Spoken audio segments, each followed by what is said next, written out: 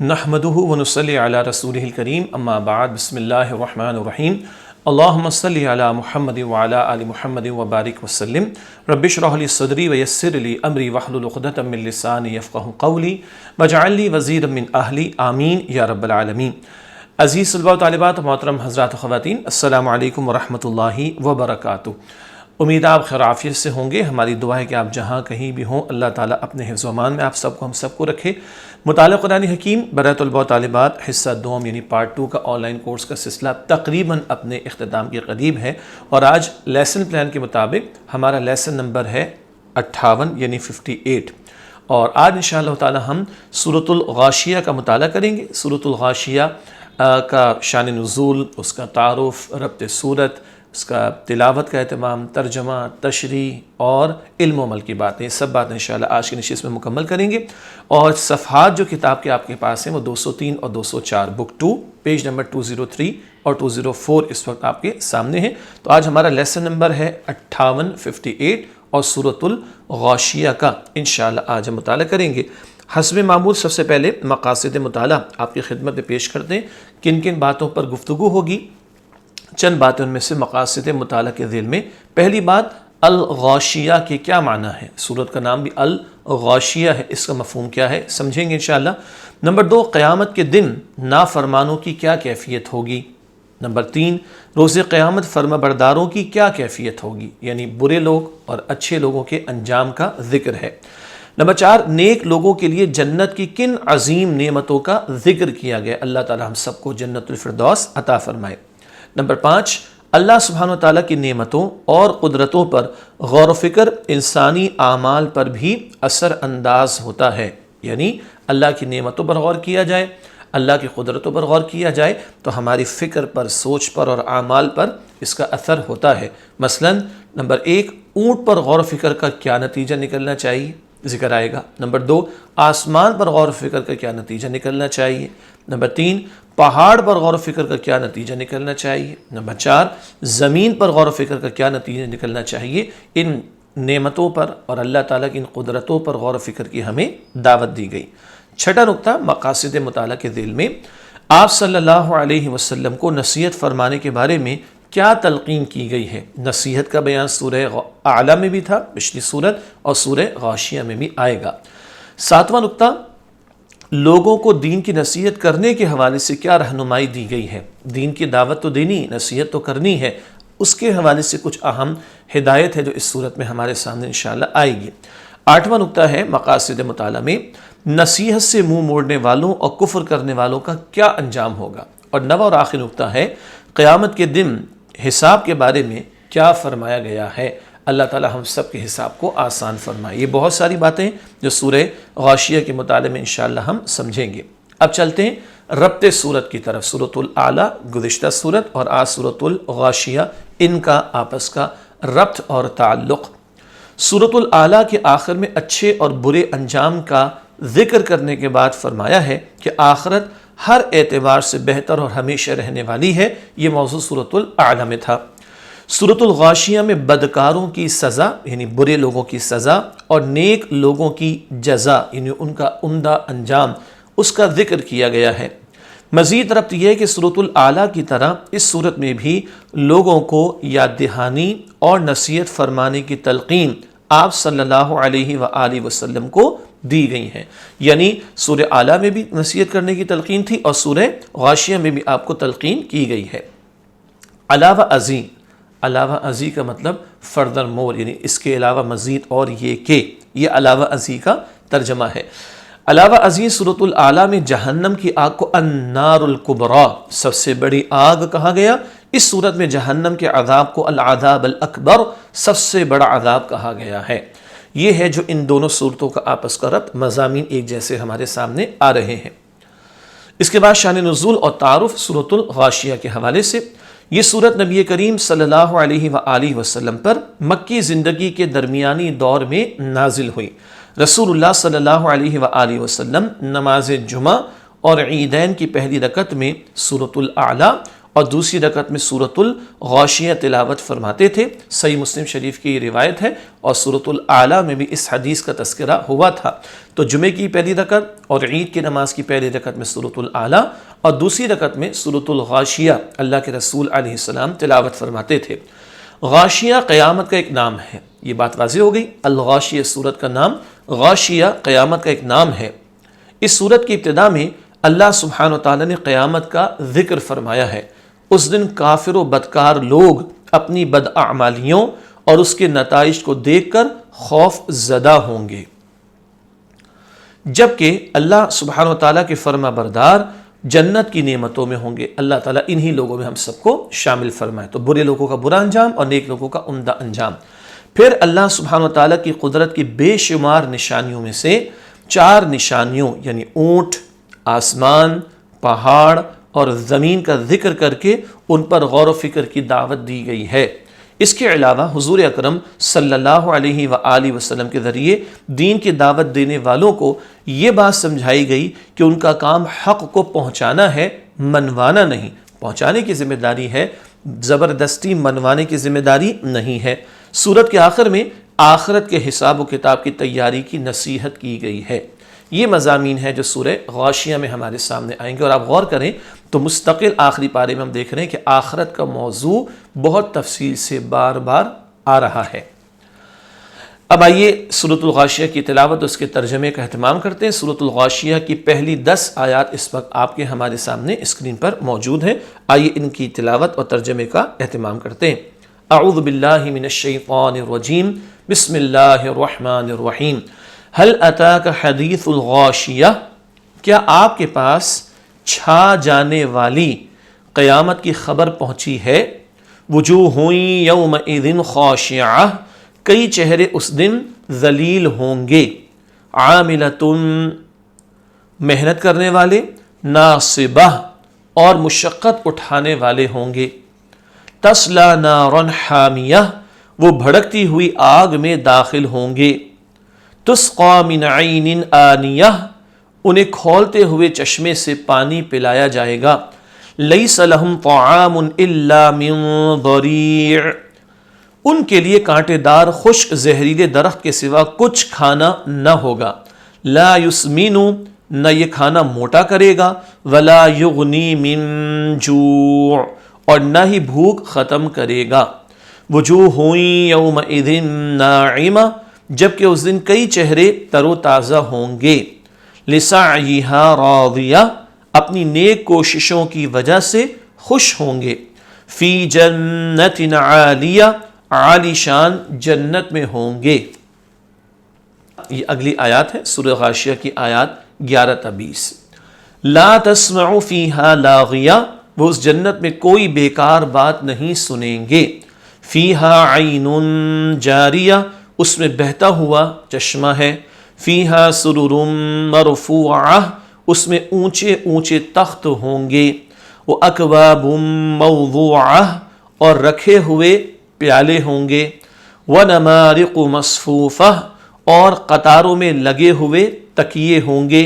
وزرابی مبثوثہ، اور بچھے ہوئے قالین ہوں گے۔ افلا ينظرون الى الابل، کیا وہ منکرین قدرت اونٹ کی طرف نہیں دیکھتے؟ کیف خلقت، وہ کیسے بنایا گیا؟ وَإِلَى السَّمَاءِ، اور آسمان کی طرف، کیف رفعت، وہ کیسے بلند کیا گیا ہے؟ وَإِلَى الْجِبَالِ، اور پہاڑوں کی طرف، کیف نصبت، وہ کیسے گاڑے گئے ہیں؟ وَإِلَى الْأَرْضِ، اور زمین کی طرف، کیف سطحت، وہ کیسے بچھائی گئی ہے۔ اگلی آیات سورۃ الغاشیہ آیات 21 تا 26۔ فذکر، تو آپ صلی اللہ علیہ وآلہ وسلم نصیحت فرماتے رہیں۔ انما انت مذکر، بے شک آپ صلی اللہ علیہ وسلم تو نصیحت ہی فرمانے والے ہیں۔ لست علیہم بمسیطر، آپ صلی اللہ علیہ وسلم ان پر جبر کرنے والے نہیں ہیں۔ الا من تولی، مگر جس نے منہ موڑا، وکفر، اور کفر کیا۔ فیعذبہ اللہ العذاب الاکبر، تو اللہ اسے بڑا سخت عذاب دے گا۔ ان الینا ایابہم، بے شک انہیں ہماری طرف واپس آنا ہے، ثم ان علینا حسابہم، پھر بے شک ہمارے ہی ذمے ان کا حساب لینا ہے۔ یہ سورۃ الغاشیہ کی آیات کا تلاوت کا اہتمام اور ترجمے کا اہتمام ہوا۔ اب آئیے ان آیات کی تشریح کا مطالعہ شروع کرتے ہیں سورۃ الغاشیہ کی پہلی آیت سے۔ بسم اللہ الرحمن الرحیم۔ هل اتاک حدیث الغاشیہ، کیا آپ کے پاس چھا جانے والی قیامت کی خبر پہنچی ہے؟ آپ صلی اللہ علیہ وسلم کے پاس خبر کے آنے کا ذکر، قیامت کی خبر کے آنے کا ذکر ہے، اور حضور علیہ السلام سے خطاب کر کے لوگوں کو سنایا جا رہا ہے۔ غاشیہ کے معنی ڈھانک لینے والی، چھپا لینے والی، چھا جانے والی یعنی قیامت۔ تو الغاشیہ قیامت کا نام ہے جو ڈھانپ لے گی، چھپا لے گی، چھا جائے گی۔ آیت نمبر 2، وجوہ یومئذ خاشعہ، کئی چہرے اس دن ذلیل ہوں گے۔ کچھ لوگوں کے چہروں کا ذلیل یعنی جھکا ہونا، یہاں ذلیل عربی میں ہے جھک جانے کے معنی میں۔ اس دن نافرمانوں کے چہرے ذلیل یعنی جھکے ہوئے ہوں گے، شرمندہ ہوں گے، اور ندامت ان کو ہوگی، افسوس ان کو ہوگا، نگاہیں جھکی ہوئی ہوں گی، ذلت اور رسوائی ان کا مقدر بن جائے گی۔ آیت نمبر 3، عاملۃ ناصبہ، محنت کرنے والے اور مشقت اٹھانے والے ہوں گے۔ ان لوگوں کی محنت و مشقت اٹھانے کا ذکر، ان لوگوں نے دنیا کی خاطر محنت و مشقت اٹھائی ہوگی، دنیا میں خوب محنتیں کی، بڑی مشقتیں اٹھائیں، مگر مزے بھی اڑائے تو بس دنیا کی حد تک، آخرت کو بھلا دیا تو کل ذلت اور رسوائی ہوگی، افسوس اور ندامت کا معاملہ ہوگا، اور ان کے چہرے جھکے ہوئے ہوں گے ذلت کے مارے قیامت کے دن۔ آیت نمبر 4، تسلا نارا حامیہ، وہ بھڑکتی ہوئی آگ میں داخل ہوں گے۔ قیامت کے دن دنیا کی خاطر محنت کرنے والوں کا انجام بھڑکتی ہوئی آگ میں جھونکے جائیں گے، اور وہاں جھلس رہے ہوں گے اور آگ کی شدت کے عذاب میں مبتلا ہوں گے۔ اللہ تعالی ہم سب کو جہنم کے عذاب سے محفوظ فرمائے۔ آیت نمبر 5، تسقی من عین آنیہ، انہیں کھولتے ہوئے چشمے سے پانی پلایا جائے گا۔ جہنم کے عذاب کا بیان ہے، منکرین کو جہنم میں کھولتے ہوئے پانی کے چشمے سے پلایا جائے گا۔ منکرین انکار کرنے والے، جہنم میں کھولتے ہوئے پانی کا چشمہ ہوگا، اس سے شدید گرم کھولتا پانی ان جہنم والوں کو پلایا جائے گا۔ استغفر اللہ۔ آیت نمبر 6، لیس لہم طعام الا من ضریع، ان کے لیے کانٹے دار خشک زہریلے درخت کے سوا کچھ کھانا نہ ہوگا۔ جہنم کے عذاب کا مزید بیان، کوئی کھانا نہ ہوگا سوائے کانٹوں اور جھاڑیوں کے۔ استغفر اللہ، کانٹے ہوں گے، جھاڑیاں ہوں گی کانٹے دار، وہ کھانے کو ملیں گی، اٹکیں گی تو اتارنے کے لیے کھولتا پانی ہوگا، شدید گرم کھولتا پانی ہوگا۔ استغفر اللہ، یہ جہنم کے عذاب کا ذکر ہے۔ آیت نمبر 7، لا یسمن ولا یغنی من جوع، نہ یہ کھانا موٹا کرے گا اور نہ ہی بھوک ختم کرے گا۔ جہنم کے عذاب کا مزید بیان، جہنمی کانٹے اور جھاڑیاں کھا کر نہ تو صحت مند ہوں گے اور نہ ہی ان کی بھوک ختم ہوگی۔ یعنی استغفر اللہ، ویسے آدمی کھانا کھائے تو صحت بہتر ہوتی ہے، پیٹ کی آگ بجھتی ہے، پیٹ بھرتا ہے، یہاں تو صحت مند بھی نہیں ہوں گے، بھوک بھی ختم نہیں ہوگی، کانٹے ہی کھانے کو ملیں گے، کھولتا پانی پینے کو ملے گا، عذاب ہی عذاب کا بیان۔ اس کے بعد آیت نمبر 8، وجوہ یومئذ ناعمہ، جبکہ اس دن کئی چہرے تر و تازہ ہوں گے۔ قیامت کے دن اللہ سبحانہ وتعالیٰ کے فرما برداروں کے چہرے، ان کے چہرے تر و تازہ ہوں گے۔ پچھلا بیان مجرموں کا تھا، ان کے چہرے جھکے ہوں گے ذلت کے مارے، لیکن اللہ کے فرما برداروں کے چہرے، فرما بردار بندوں کے چہرے تر و تازہ ہوں گے، وہ خوشیاں منا رہے ہوں گے۔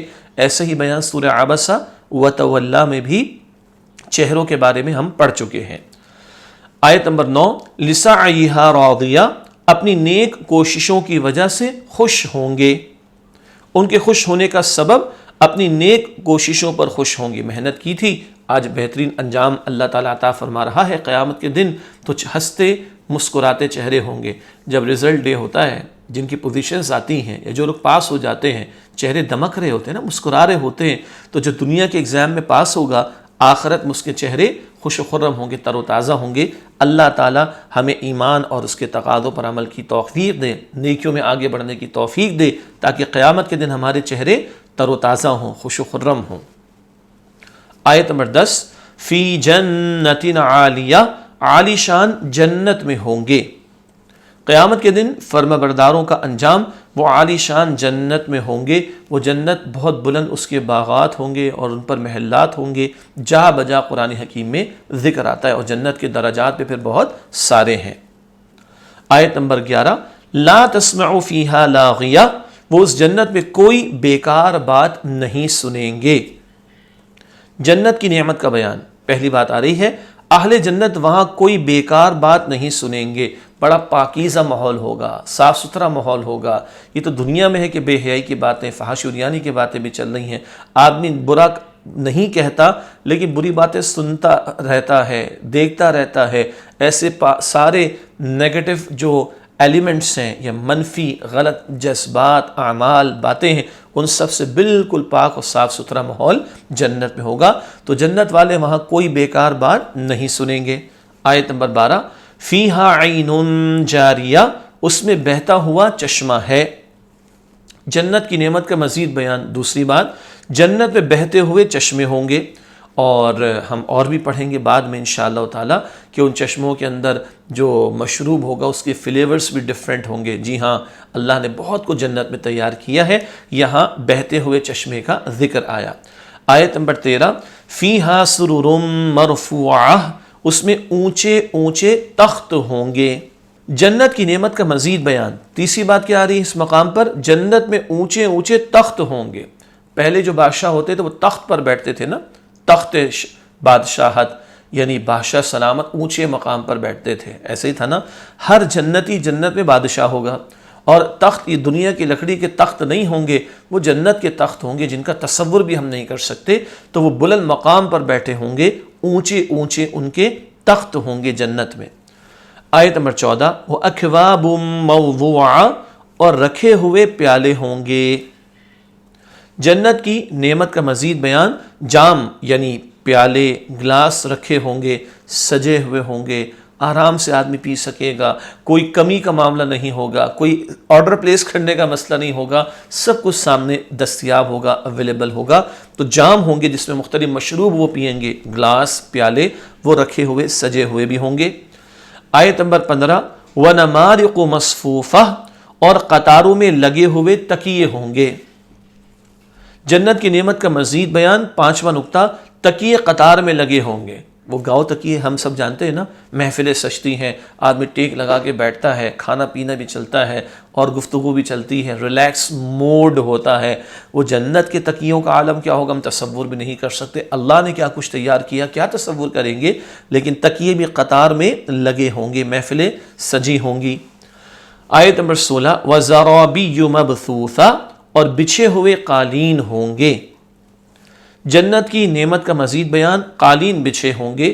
یہ جو ہم جن باتوں سے واقف ہیں نا، اللہ تعالیٰ نے ان کا ذکر کر کے ہمیں جنت کا شوق دلایا ہے۔ نوٹ کیجئے گا، سمجھ لیں اس بات کو اچھی طرح ہم لوگ، کہ یہ قالین دنیا کے قالین نہیں ہوں گے، یہ تخت دنیا کے تخت نہیں ہوں گے، یہ جام اور گلاس دنیا کے گلاس نہیں ہوں گے، یہ مشروب دنیا کا مشروب نہیں ہوگا، وہ جنت کے مشروب ہوں گے، وہ جنت کے قالین ہوں گے، وہ جنت کے پیالے ہوں گے، وہ جنت کے گلاس ہوں گے۔ اور وہ کچھ حدیث میں آتا ہے کہ تیار کیے اللہ نے، کسی آنکھ نے کبھی نہیں دیکھا، کسی کان نے کبھی صحیح نہیں سنا، اور کسی کے دل میں اس کا خیال بھی کبھی نہیں آیا۔ اللہ تعالیٰ ہم سب کو جنت الفردوس عطا فرمائے۔ اب اللہ تعالیٰ کی نشانیوں کا بیان اگلی آیات میں۔ آیت نمبر 17 سورۃ الغاشیہ، افلا ينظرون الى الابل كيف خلقت، کیا وہ منکرین قدرت اونٹ کی طرف نہیں دیکھتے وہ کیسے بنایا گیا۔ کائنات کی نعمت پر غور و فکر کی دعوت، اونٹ پر غور و فکر کی دعوت دی گئی ہے۔ صحرا میں ذہن میں رکھیے، عرب کا وہ ماحول جہاں قرآن نازل ہو رہا تھا نبی پاک صلی اللہ علیہ وسلم پر، تو اونٹ بہت زیادہ استعمال کرتے تھے عرب سواری کے لیے، اور اس اونٹ میں بھی اللہ کی قدرت کی بہت ساری نشانیاں، ان پر غور و فکر کی دعوت دی جا رہی ہے۔ اونٹ پر غور و فکر کا نتیجہ کیا نکلنا چاہیے؟ اللہ سبحانہ و تعالیٰ نے اونٹ کو کیسے اس کے ماحول کے مطابق بنایا کہ وہ کئی دن بغیر کھائے پیے صحرا میں رہ سکتا ہے۔ اس کے کوہان میں چربی، خوراک کے طور پر جمع رہتی ہے، اس کی ٹانگیں نرم ریت میں دھستی نہیں، اس کی گھنی پلکیں ریت سے اس کی آنکھوں کو محفوظ رکھتی ہیں۔ صحرا میں ہوا چلتی تو مٹی اڑتی ہے نا، بڑی بڑی پلکیں ہوتی ہیں نا، اب آپ غور کر کے دیکھیے گا، اور گھنی بھی ہوتی ہیں، تو اس کی آنکھ کی حفاظت رہتی ہے ریت سے، مٹی سے۔ اس کی کھال اسے دن کی گرمی اور رات کی ٹھنڈ سے بچاتی ہے، موٹی کھال ہے، دن کی گرمی سے اور رات کی ٹھنڈ سے بچاتی ہے۔ اونٹ کو انسان سواری، مال برداری کے لیے استعمال کرتا ہے۔ مال برداری، ٹرانسپورٹیشن، سامان کوئی جگہ سے دوسری جگہ لے کر جانا۔ اونٹ سے دودھ اور اون یعنی اس کی کھال اور گوشت حاصل کرتا ہے۔ انسان کو اس نعمت پر اللہ سبحانہ و تعالیٰ کا شکر ادا کرنا چاہیے۔ ویسے آپ سرچ کیجئے گا میریکلز ان دا کیمل، ایک اونٹ کے اندر اللہ نے کس قدر بڑی نشانیاں رکھی، جتنا آپ سرچ کریں گے اس سے کئی زیادہ باتیں آپ کو ملیں گی۔ فَبِأَيِّ آلَاءِ رَبِّكُمَا تُكَذِّبَانِ، بس تم اپنے رب کی کن کن قدرتوں اور نعمتوں کو جھٹلاؤ گے۔ آیت نمبر 18، وَإِلَى السَّمَاءِ كَيْفَ رُفِعَتْ، اور آسمان کی طرف وہ کیسے بلند کیا گیا ہے۔ غور و فکر کی دعوت، دیکھتے نہیں ہو آسمان کو کیسے اللہ تعالیٰ نے اس کو بلند فرمایا۔ کائنات کی ایک اور نعمت پر غور و فکر کی دعوت، آسمان پر غور و فکر کی دعوت دی گئی ہے۔ کبھی کبھی نگاہ اوپر جاتی ہے نا تو دیکھ لینا چاہیے آسمان کو اللہ تعالیٰ غور و فکر کی ہمیں دعوت دے رہا ہے۔ آسمان پر غور و فکر کا نتیجہ، اللہ سبحانہ و تعالیٰ نے کتنا عظیم آسمان بنایا جو دنیا والوں کی چھت ہے۔ یہ ایک روف ہے نا، روف ٹاپ چھت ہے ہمارے اوپر۔ آسمان کو سورج، چاند اور ستاروں سے سجایا ہے اللہ سبحانہ و تعالیٰ نے۔ اللہ سبحانہ و تعالیٰ کی کتنی عظیم کاریگری ہے، یعنی اللہ تعالیٰ کی کس قدر عظیم قدرت ہے، صناعی ہے، اس نے تخلیق کیا، اس نے بنایا ہے کہ آسمان میں ہمیں کوئی رخنہ یا شگاف نظر نہیں آتا، کوئی ڈیفیکٹ، کوئی فلا، کوئی گیپ نظر نہیں آتا۔ اللہ سبحانہ و تعالیٰ نے اتنا عظیم یہ آسمان بنایا۔ آسمان کو دیکھ کر اللہ سبحانہ و تعالیٰ کی قدرت کاملہ کا احساس ہوتا ہے۔ اللہ ہر بات پر مکمل اختیار رکھتا ہے، قدرت رکھتا ہے، اس کا احساس ہوتا ہے جب بندہ آسمان کو دیکھتا ہے۔ ویسے قرآن حکیم میں 7 آسمانوں کا بھی ذکر آتا ہے، ابھی تک صحیح طور پر ہم اس کے بارے میں کوئی کلیئر کٹ حتمی بات نہیں کہہ سکتے، ورنہ 7 آسمانوں میں بھی اللہ تعالیٰ کی قدرت کی نشانیاں موجود ہیں۔ اگلی آیت سورۃ الغاشیہ، آیت نمبر 19، وَإِلَى الْجِبَالِ كَيْفَ نُصِبَتْ، اور پہاڑوں کی طرف وہ کیسے گاڑے گئے ہیں۔ کائنات کی ایک اور نعمت پر غور و فکر کی دعوت، پہاڑ پر غور و فکر کی دعوت دی گئی ہے۔ پہاڑ پر غور و فکر کا نتیجہ، اللہ سبحانہ و تعالیٰ نے کتنے بڑے بڑے پہاڑ کیلوں کی طرح زمین میں گاڑ دیے ہیں۔ سورۃ النبا آخری پارے کی پہلی سورت میں اوتادا یاد آیا، کیلوں کی طرح زمین میں ٹھوک کر اللہ تعالیٰ نے پہاڑوں کو ٹھوک کر زمین کو بیلنس کر دیے۔ ٹھوکنا، کیل ٹھوکنا سمجھتے ہیں نا، اس کو کہا گیا گاڑ دیا جانا۔ اللہ سبحانہ و تعالیٰ نے کتنے بڑے بڑے پہاڑ کیلوں کی طرح زمین میں گاڑ دیے ہیں، جو اپنی جگہ سے ہلتے نہیں ہیں اور زمین کی پلیٹوں کو تھامے ہوئے ہیں، زمین ڈس بیلنس نہیں ہو جاتی۔ اس کے بیلنس کو اللہ تعالیٰ نے پہاڑوں کو گاڑ کر بیلنس کیا ہوا ہے، زمین کو برقرار رکھا ہوا ہے، زمین کو متوازن کیے ہوئے ہیں، یعنی بیلنس کیے ہوئے ہیں، اور اسے لڑکنے سے بچاتے ہیں۔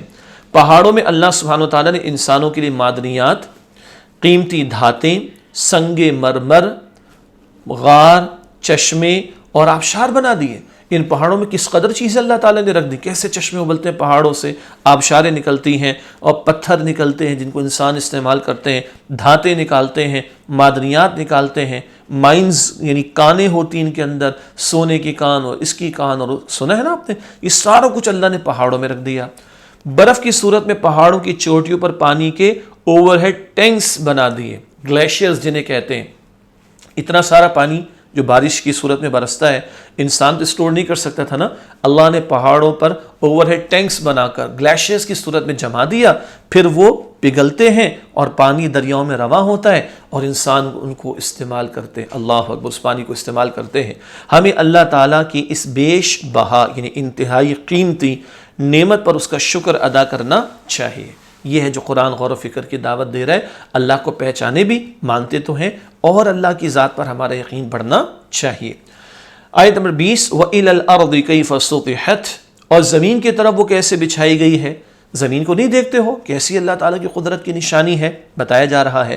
کائنات کی ایک اور نعمت پر غور و فکر کی دعوت، زمین پر غور و فکر کی دعوت دی گئی ہے۔ زمین پر غور و فکر کا نتیجہ، اللہ سبحانہ و تعالیٰ نے زمین کو ہمارے لیے فرش کی طرح بچھایا۔ زمین ہمارے جسم کی تمام ضرورتیں پوری کرتی ہے، اس سے ہمیں فصلیں ملتی ہیں، پھل و سبزی حاصل ہوتی ہے، ہمارے جانور زمین سے چارہ کھا کر ہمیں دودھ، گوشت اور اون دیتے ہیں، سونا، چاندی اور معدنیات حاصل ہوتی ہیں۔ زمین ہم انسان و بے شمار مخلوقات کا گھر ہے۔ زمین پر غور کر کے اللہ سبحانہ وتعالیٰ کی قدرت اور انتظام کا ادراک ہوتا ہے، پتہ چلتا ہے کس قدر بڑا نظام اس پوری کائنات میں اللہ تعالیٰ چلا رہا ہے۔ یہ ساری نعمتیں اس زمین سے اللہ تعالیٰ ہمیں عطا فرما رہا ہے، غور کرنا چاہیے، اللہ کا شکر ادا کرنا چاہیے۔ آیت نمبر 21، فَذَكِّرْ إِنَّمَا أَنْتَ مُذَكِّرْ، تو آپ صلی اللہ علیہ وآلہ وسلم نصیحت فرماتے رہے، بے شک آپ صلی اللہ علیہ وسلم تو نصیحت ہی فرمانے والے ہیں۔ آپ صلی اللہ علیہ وسلم کا حکم، آپ صلی اللہ علیہ وسلم نصیحت کرتے رہے۔ آپ صلی اللہ علیہ وآلہ وسلم کی صفت کا بیان، کیا صفت ہے؟ آپ صلی اللہ علیہ وسلم تو نصیحت فرمانے والے ہیں۔ نصیحت کا ذکر سورہ اعلیٰ میں بھی تھا، نصیحت کا ذکر سورہ غاشیہ میں بھی آیا۔ آیت نمبر 21 میں ایک اور نقطہ، آپ صلی اللہ علیہ وسلم کو نصیحت فرمانے کا حکم دینے کی وجہ، کیوں نصیحت کریں لوگوں کو؟ تاکہ انسان اللہ سبحانہ وتعالیٰ کو پہچان کر اس کی فرما برداری کرے اور دنیا اور آخرت میں کامیاب ہو سکے۔ اللہ تعالیٰ ہم سب کو کامیابی عطا فرمائے۔ نصیحت آ رہی ہے ہمارے پاس میں، قرآن کی صورت میں، احادیث مبارکہ کی صورت میں، جو نبی اکرم صلی اللہ علیہ وآلہ وسلم ہمیں عطا کر گئے۔ اب اس پر عمل کریں گے تو انشاءاللہ ہم کامیاب ہو سکیں گے۔ آیت نمبر 22، لست علیہم مسیطر، آپ صلی اللہ علیہ وآلہ وسلم ان پر جبر کرنے والے نہیں ہیں، یعنی زبردستی منوانا یہ آپ کی ذمہ داری نہیں ہے۔ آپ صلی اللہ علیہ وسلم کو تسلی، آپ صلی اللہ علیہ وآلہ وسلم ان پر جبر کرنے والے نہیں ہیں۔ جبر کرنے والے نہیں سے مراد آپ صلی اللہ علیہ وآلہ وسلم پر لوگوں تک دین پہنچانے کی ذمہ داری ہے، لیکن ان سے زبردستی منوانے کی ذمہ داری نہیں ہے۔ یہ رسولوں پر بھی ذمہ داری نہیں تھی، پہنچا دیں، لوگ نہیں مانے، لوگوں کا اپنا چوائس۔ منوانے کی ذمہ داری پیغمبروں پر نہیں، رسول پاک علیہ السلام پر نہیں۔ تو ہمیں بھی کلیئر رہنا چاہیے، ہمیں دین کا کام کرنا ہے، دین کی دعوت دوسروں تک پہنچانی ہے، پہنچانا سمجھانا ہمارا کام ہے، زبردستی منوانا ہمارا کام نہیں ہے۔ آیت نمبر 23، اِلَّا مَن تَوَلَّا وَكَفَرَ، مگر جس نے منہ موڑا اور کفر کیا۔ نصیحت سے محروم رہنے والے جنہوں نے منہ موڑا اور کفر کیا، جو خود اڑے رہے باطل پر، جو دنیا ہی کے غلام اور بندے بنے رہے، جنہوں نے پیغمبر کی بات کو توجہ سے نہیں سنا، یہ وہ لوگ ہیں جو نصیحت سے محروم رہیں گے، منہ موڑنے والے اور کفر پر اڑے رہنے والے۔ آیت نمبر 24، فَيُعَذِّبُهُ اللَّهُ الْعَذَابَ الْأَكْبَرَ، تو اللہ اسے بڑا سخت عذاب دے گا۔ نصیحت سے منہ موڑنے والوں اور کفر کرنے والوں کا انجام، اللہ سبحانہ وتعالیٰ انہیں بہت بڑا عذاب دے گا۔ یہ ہے نصیحت کا انکار کرنے والے، حق کے جھٹلانے والے، بڑا عذاب ان کے لیے تیار ہے۔ آیت نمبر 25، ان الینا ایابہم، بے شک انہیں ہماری ہی طرف واپس آنا ہے۔ تمام لوگوں کا بالآخر لوٹ کر جانا، تمام لوگوں کو بالآخر اللہ سبحانہ وتعالیٰ کے پاس لوٹ کر جانا ہے۔ ہم پڑھتے ہیں نا انا للہ و انا الیہ راجعون، ہم سب اللہ کے ہیں، اس کا ترجمہ ہے، اور ہمیں لوٹ کر اللہ کی طرف جانا ہے۔ ہر ایک کو جانا ہے، کوئی رہے گا نہیں ہمیشہ کے لیے دنیا میں، ہمیشہ رہنے والی ذات تو اللہ تعالیٰ کی ہے۔ ہاں ہمیں موت آئے گی، ہمیں دوبارہ زندگی ملے گی، اور کل اللہ کے سامنے سب بندوں کو پیش ہونا ہے۔ آخری آیت ہے سورۃ الغاشیہ کی آیت نمبر 26، ثم ان علینا حسابہم، پھر بے شک ہمارے ہی ذمے ان کا حساب لینا ہے۔ یہ آیت نمبر 26 کا ترجمہ ہوا۔ لوگوں کا حساب اللہ سبحانہ تعالیٰ کے ذمہ کرم پر ہے۔ اللہ تعالیٰ کے سامنے سب نے پیش ہونا ہے اور اپنی اس دنیا کی زندگی کے بارے میں جواب دینا ہے۔ ہمیں دعا کرنی چاہیے، اللہم حاسبنا حسابا یسیرا، اے اللہ سبحانہ تعالیٰ ہم سب کے حساب کو آسان فرما دیجئے۔ الحمدللہ سورۃ الغاشیہ کا مطالعہ ہوا مکمل۔ آخر میں آپ کے علم ہے کہ علم و عمل کی باتیں ہم سمجھتے ہیں، آج بھی 10 باتیں آپ کے سامنے رکھیں گے۔ پہلا نقطہ، ہمیں قیامت کو ہمیشہ یاد رکھنا چاہیے، سورہ غاشیہ آیت نمبر 1۔ دوسرا نقطہ، اللہ سبحانہ وتعالیٰ کی نافرمانی کرنے والوں کے چہرے قیامت کے دن شرم سے جھکے ہوئے ہوں گے، یہ آیت نمبر 2 میں بات آئی۔ تیسرا نقطہ، لوگوں کے اعمال کے نتائج روز قیامت ان کے چہروں سے ظاہر ہوں گے۔ آیات 2 اور 8 میں ذکر آیا، جیسے دنیا میں اعمال تو ان کے نتائج ویسے ہی ہوں گے، وہ چہروں پر ظاہر ہوں گے۔ نمبر 4، اللہ سبحانہ و تعالیٰ کے نافرمانوں کے لیے آخرت میں جہنم کی سخت تکلیفیں ہوں گی۔ سورہ غاشیہ کی آیات 3 تا 7 میں بات آئی، اللہ ہمیں جہنم کے عذاب سے بچا کر رکھے۔ 5واں نقطہ، اللہ سبحانہ و تعالیٰ کی فرما برداری کرنے والوں کے چہرے قیامت کے دن خوشی سے تر و تازہ ہوں گے۔ آیت نمبر 8، اللہ ایسے ہی روشن چہرے، تر و تازہ چہرے مجھے آپ کو ہم سب کو عطا فرمائے۔ علم و عمل کی باتیں، اس حوالے سے 6واں نقطہ، اللہ سبحانہ و تعالیٰ کے فرما بردار جنت کی عمدہ نعمتوں میں ہوں گے۔